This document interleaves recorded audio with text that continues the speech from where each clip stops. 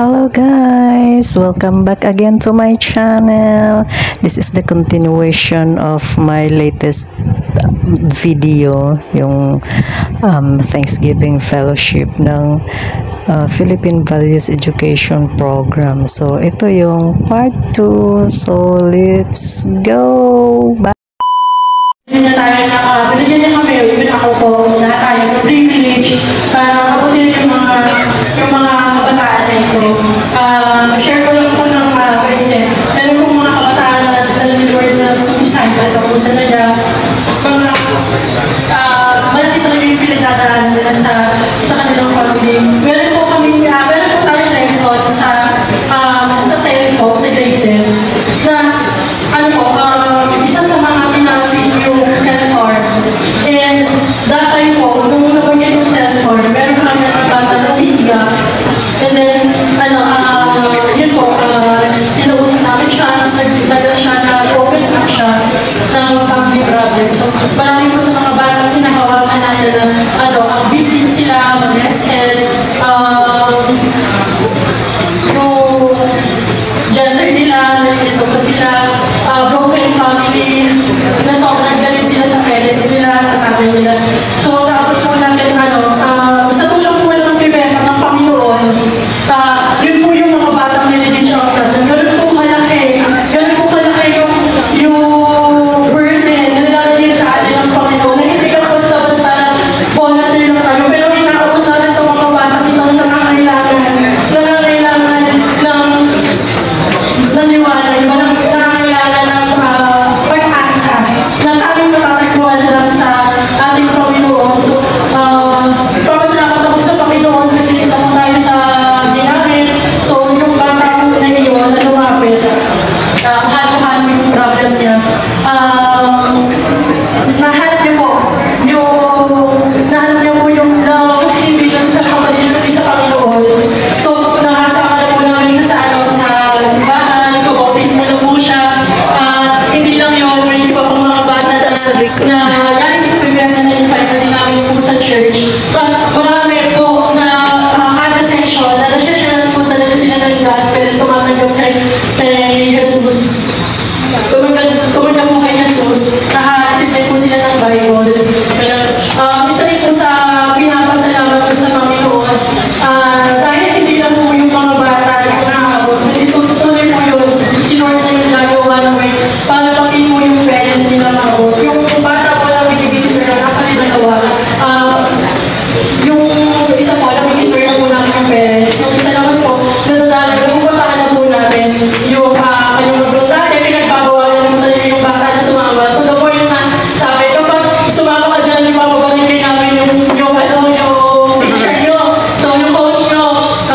So, ini-expect namin, napunta po talaga sa principal kasi yung enemy, makikipag-agawan talaga yan eh. Pero ngayon, yung magulang, sige, sumama ka dyan. Ngayon, pati yung parents niya, may approval niyo po. Tapos, prepare na rin po siya, gusto niya na rin sumunod sa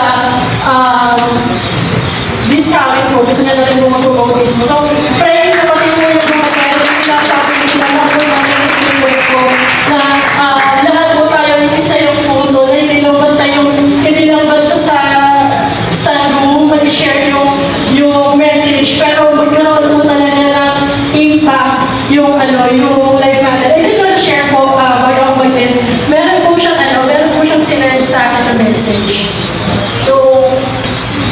Nung Mother's Day. Binapit niya po ako ng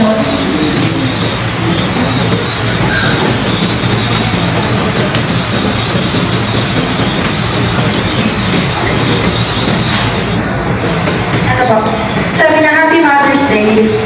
Mama Yun, from the very moment we met, when you embraced me with warmth and sincerity, I felt something deeply special, something I had been missing for so long.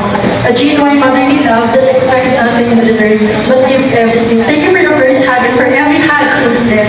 Each one has been a healing touch, a reminder that I am accepted, cherished, and never alone.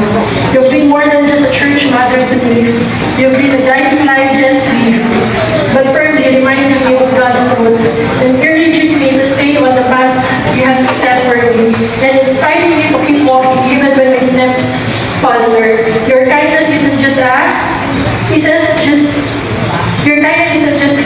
the James. You shine with the love of Christ in every word you speak, every prayer you whisper, in every moment you simply sit beside me in silence when I need comfort the most. So yun po, isa po sa pinapasalamat ko sa Panginoon is yung privilege, hindi ko po binasa lahat, pero yung privilege na makinig sa kanila. So, again, we are their coach. So, I give them time po para magsulat. Yung mga hindi nila masabi, they can just write it down. And then binabasa ko po talaga yung isa-isa. Pagpunta kayo sa bahay, ang dami ng mga papel. Kasi every lesson, they have privilege para isulat yung mga natutunan nila, yung mga problema nila sa bahay. And then from there, we can pray for them. Yung one by one, yung papel po nila. Kasi pinag-pray, Lord, tulungan mo yun. Nakakagulat po na makikita nyo na ang daming bata na hindi nila alam kung saan sila mag-open up. Hindi nila alam kung kanino sila lalapit. Wala silang direksyon. And marami sa kanila na hindi talaga nila alam yung gagawin. Especially kapag yun nga, yung mga cases na namolest sila, na-rape sila within the family. And I really believe na nilagay tayo ng Panginoon dahil kailangan nila si Jesus. And I really pray na yung bawat isa sa atin, hindi tayo mapagod sa paggawa. E magkaroon talaga tayo ng burden para ipag-pray sila isa-isa. Hindi lang tayo nandun para magturo, i-share yung manalaman, pero para manalangin kasi they need prayers, they need Jesus. Yun lang po.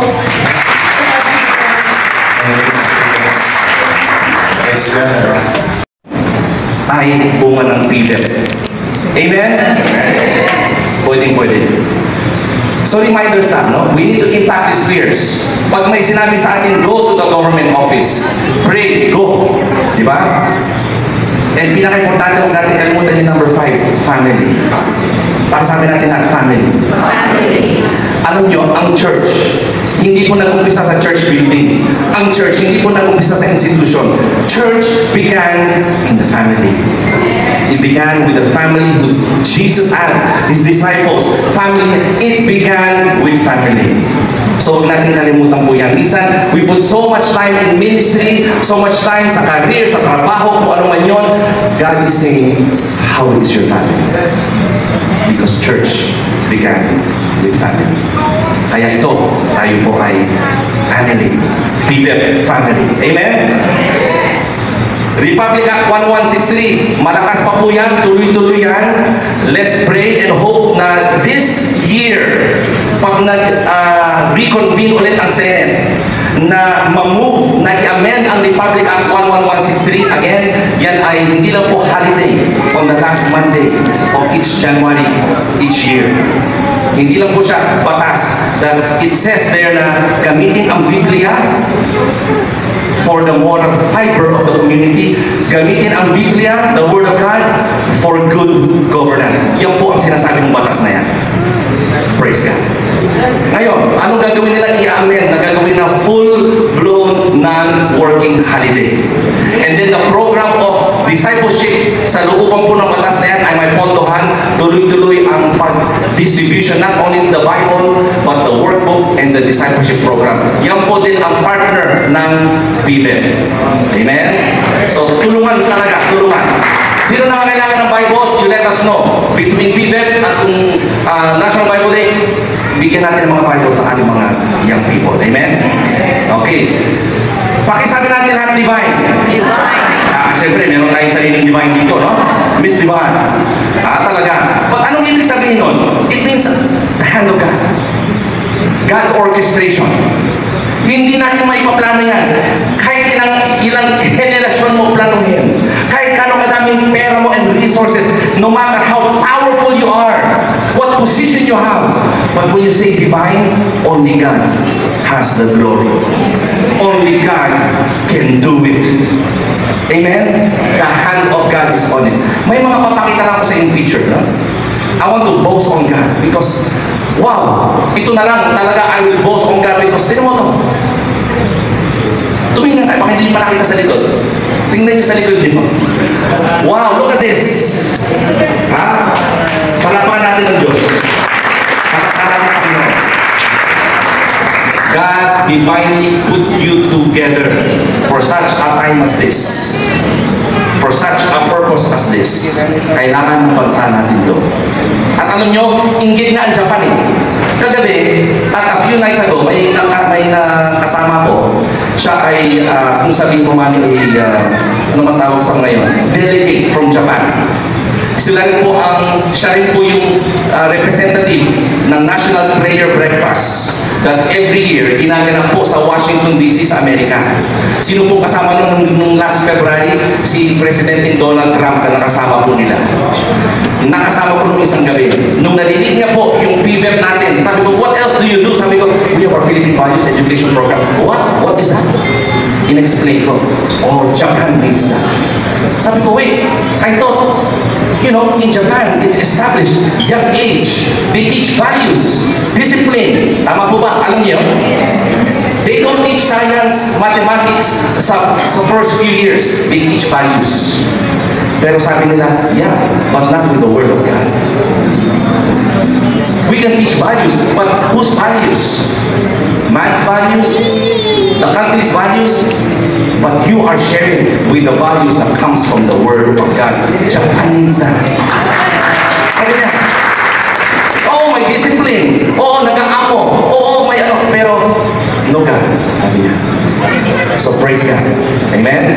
Divine. So, Department, ang ating bagong Secretary, Sayang Cara, I could not have planned this. We had a CSI consultation. Yan po yung sexual education.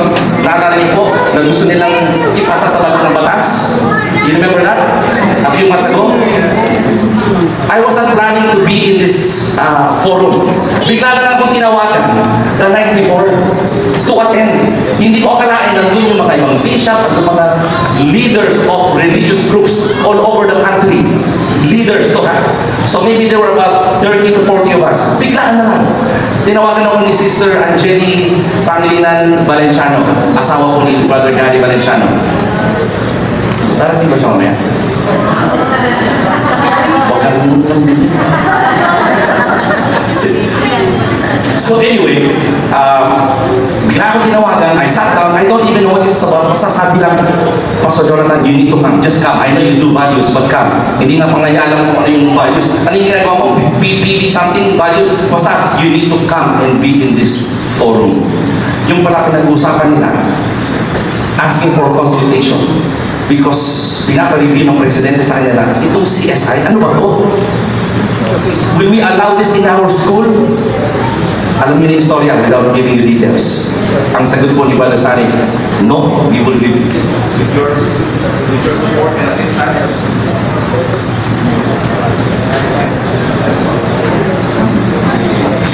Thank you guys for watching. See you on my next vlog. Bye!